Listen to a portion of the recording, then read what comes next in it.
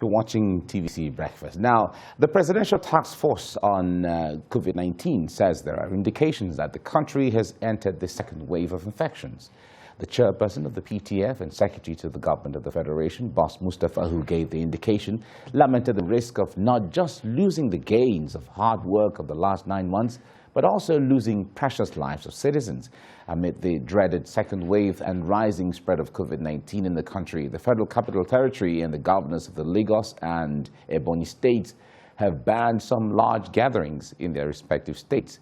And while Lagos State Governor Babajide Sanwo-Olu banned concerts, carnivals, street parties and nightclubs, Governor Dave Umahi of Ebonyi State said that the Minister of the Federal Capital Territory, Mohammed Bello, imposed some restrictions and issued fresh safety protocols in their respective areas. Now, this move, according to them, will curb the rising spread of the virus, which rose to 78,434 on Sunday. And the number of deaths has also risen to 1,221. Joining us now to discuss this is the CEO, Health Emergency Initiative, Pascal Achinine. Pascal, good morning. It's my pleasure having me. It's good to see you. Compliments for the season. Exactly, same to you. We just have about 4 days or so to Christmas now. Yes. Good. But the point there is the not too good part of it is that we're witnessing a second wave of the coronavirus. Now, talk to us basically. The second wave seemed to be a new kind of coronavirus that, because if we spoke to people and they're saying the coronavirus that is coming as a second wave is different from the coronavirus we have known in the last 7 to 8 months.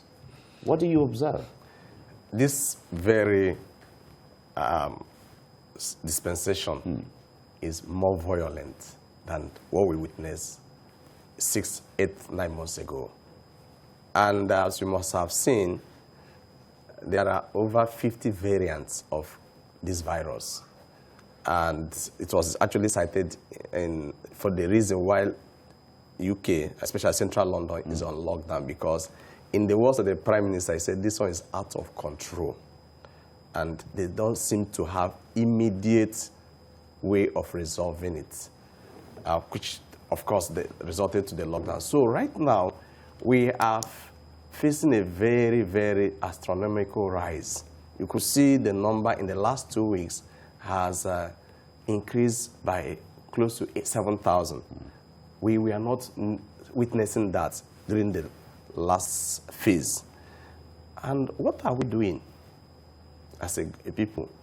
It's even shocking that most of the structures that were in place that supported the fight in the first wave, most of them are not there again. The surveillance units or team that were set up by state governments, especially in areas that were most affected, most of them have been disbanded.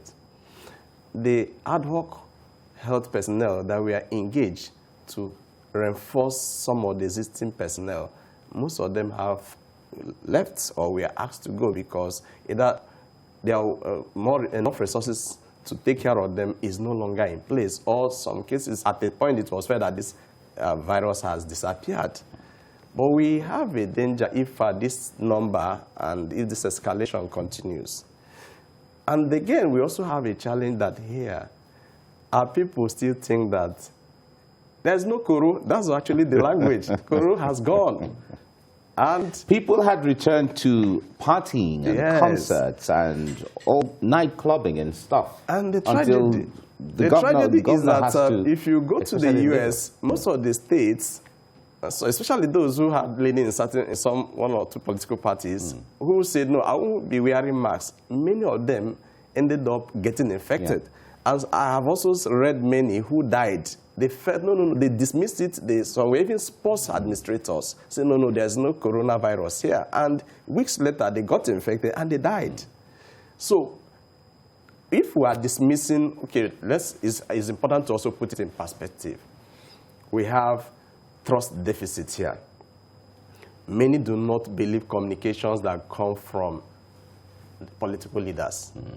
And that has informed or influenced how they respond to this and felt, okay, it's not true. And that is core to the issue. Yes, because the point is, if the government is coming with directives and government is coming with protocols and ensuring that people should abide by what A, B, C, and D protocols, and people are not adhering because of the issue of not trusting government, then that's a very serious issue. So there are 2-3 angles to it. The number one is that the government itself must embark on genuine confidence-building measures, win the confidence of the people again. If you're a political leader, you're still in power, you're still in government, so you can rejig your strategy. If there are things that happened in the past that made people to develop distrust, so you rework that process. The people also must recognize that this is about your life. So whether government communicated right or not, or you didn't trust what they said, I think you give the room you don't throw caution to the wind by ensuring that every required protocol to ensure this thing blows over without you being a victim, you will apply it. We have also had instances of leaders. Former president of Ghana he died recently as a result of this. What I also feel that the government should do is, in collaboration with the media and other stakeholders, conduct, in addition to the way we communicate, they also conduct some form of if you like, the documentaries. Documentary that will show, okay, since coronavirus came to Nigeria or Africa or West Africa, this number of persons died. They are in the public domain. A police commissioner died last week. So you project that so that people would relate with the risk that can happen as a result of this. Especially when it comes to the names of people and those that are identifiable, and also those who have recovered and want to tell their story. True. Yes, that's a very important side, because you bring it there are people who are willing to say, okay, I lost my mom. I know of a family. The lady was in the UK. She came back to Nigeria, got infected with coronavirus, and died in the course within 2 weeks. The mother, who went to mourn the daughter, had allowed friends and families to visit her. In the process, she got infected and she died 10 days after. The son also got infected in the process of dealing with the funeral. He was in coma for so long. So there are persons who are willing and very open to come and speak. As it is now, the world has been celebrating the vaccine that was brought in from a few countries and all of that. Some countries have taken delivery of vaccines. We're expecting in Nigeria by January next year and all of that. But how much of a game changer will the vaccine be? Fundamentally, we must recognize that a vaccine is a preventive measure. Not a cure. Not a cure. Right.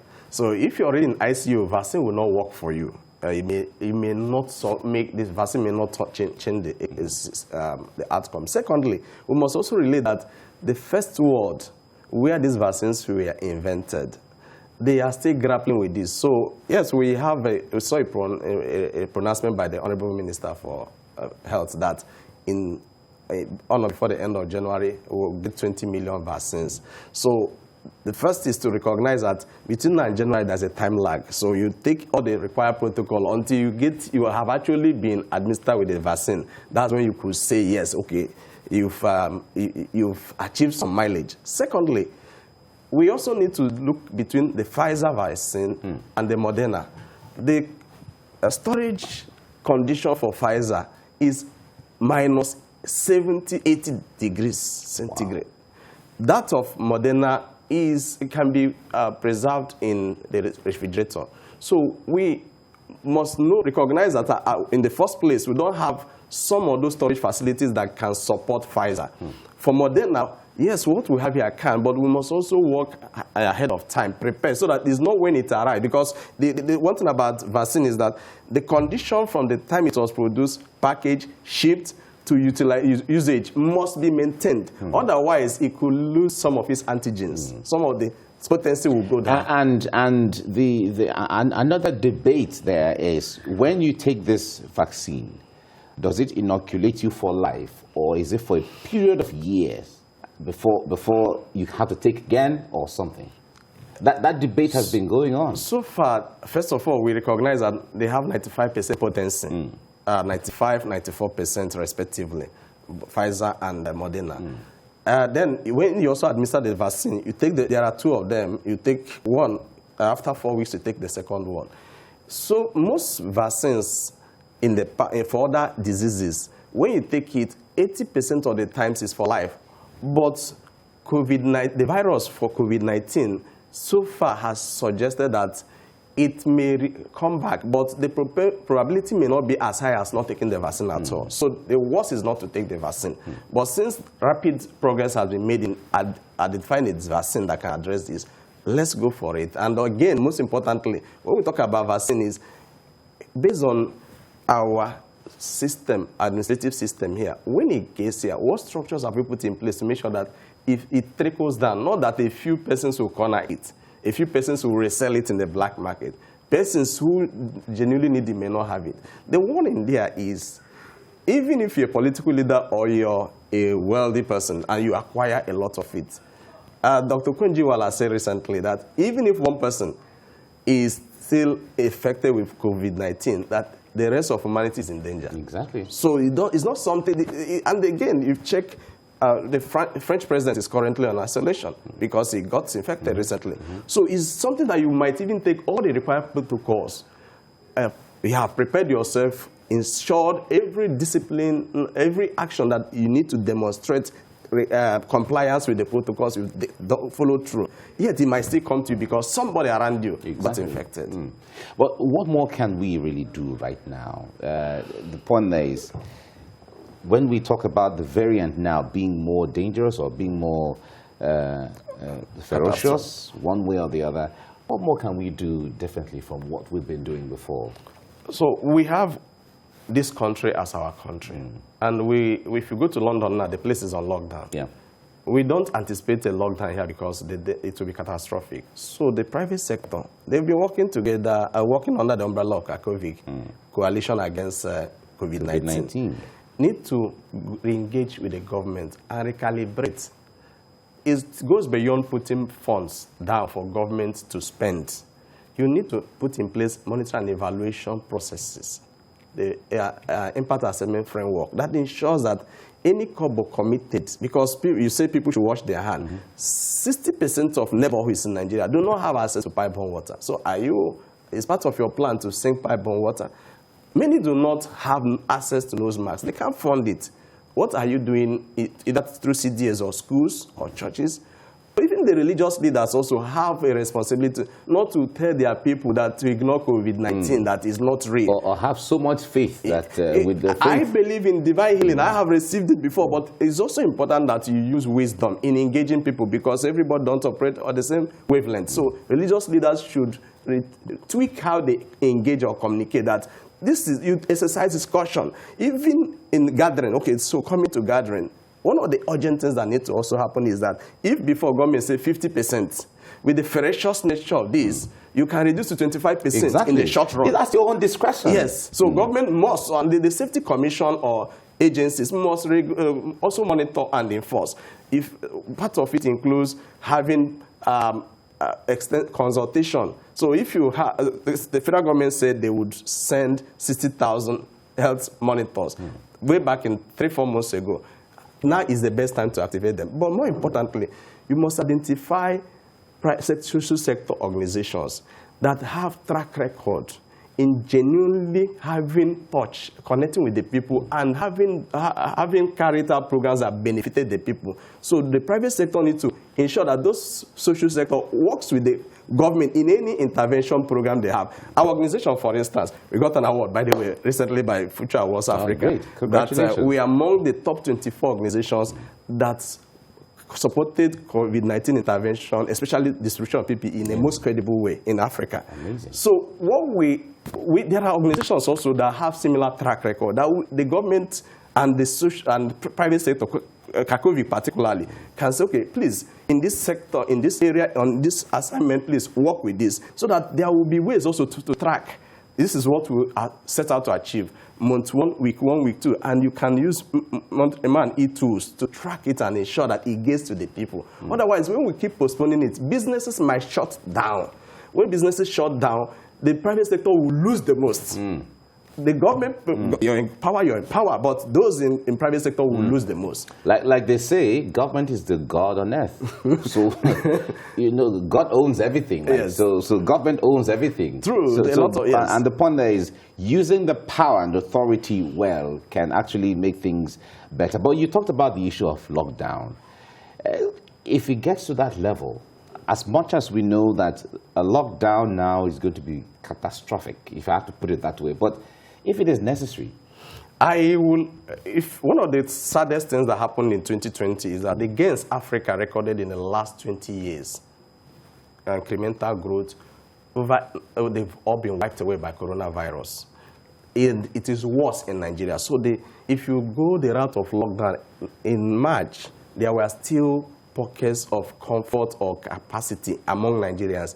Most of that has been wiped away. So the panacea or solution, a recommendation is engage and consult locally stakeholders, identify restrictive measures. If it's transport unions, engage them. And you may not do that alone because I say there's trust deficit. So you can identify credible social sector players that can work with you. Market unions, if it's a Balogun market, so Balogun market, this is the danger you risk. If you are not complying with this, they will shut down the market. Then you also engage CDAs and find a way of, the way that we fought polio. That is what government should activate. Lockdown is a no-no. Insecurity around the country will be made worse by lockdown. Hunger pandemic will be made worse by lockdown. Other sicknesses, because of course we are talking about COVID-19. Nigeria is already deep in other pandemics. So those also it would escalate. So government should not explore that. Yes, but enforcement is critical, and enforcement must come by way of you demonstrating that you're sincere and transparent in your engagement with the public. All right, now talk to us about the issue of travel restrictions right now. Germany, Belgium, and some other European countries are being concerned with what is happening in the UK, and they're taking their own measures. We know the connection between Nigeria and Britain when it comes to Nigerians traveling to the UK and back, as the case may be. What would you advise in that regard? It is very expedient that we are among the early bird that take decisive action. Don't wait until more people, because more people are commuting now because of the festive period. So we are not meant to allow things get so bad before we not take action. So if there are, if those other countries have seen that this is a critical case, and the Prime Minister came out to say this is out of control. So first of all, protect the territory, limit the infection, and as a government, do it because of national interest. Okay. National interest is critical. National interest. All right. Thank you so much, Pascal Achinene, CEO Health Emergency Initiative, and congratulations on your award. Thank you so much. Thank you for coming. It's my pleasure. Thank you for having me. All right.